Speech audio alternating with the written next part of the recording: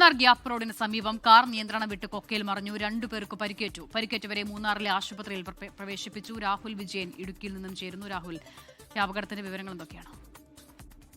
അജിത, ചിന്നക്കനാൽ നടുപ്പാറ ഭാഗത്താണ് ദേശീയപാതയിൽ തന്നെ നിയന്ത്രണം നഷ്ടപ്പെട്ട കാറ് താഴ്ചയിലേക്ക് മറിഞ്ഞത്. വഴിയോരക്കട ഇടിച്ച് തെറിപ്പിച്ചുകൊണ്ടാണ് കാർ തേയിലത്തോട്ടത്തിലേക്ക് മറിഞ്ഞത് എന്നുള്ളതാണ് ഏറ്റവും പ്രധാനപ്പെട്ട കാര്യം. തമിഴ്നാട് രജിസ്ട്രേഷനുള്ള വാഹനമാണ് അതിലുണ്ടായിരുന്നത്. വാഹനം ഓടിച്ചിരുന്നത് കോഴിക്കോട് സ്വദേശി മുഹമ്മദ് റോഷനും അതുപോലെ തന്നെ ഒപ്പമുണ്ടായിരുന്നത് തമിഴ്നാട് സ്വദേശിയായിട്ടുള്ള മഹാ ഐശ്വര്യ എന്നിവരാണ്. ഇവർ രണ്ടുപേർക്കും പരിക്കേറ്റിട്ടുണ്ട്. പരിക്ക് ഗുരുതരമല്ല. ഇവരെ ടാറ്റ ആശുപത്രിയിൽ പ്രവേശിപ്പിച്ചിരിക്കുകയാണ്. നാട്ടുകാരാണ് രക്ഷാപ്രവർത്തനം നടത്തിയത്.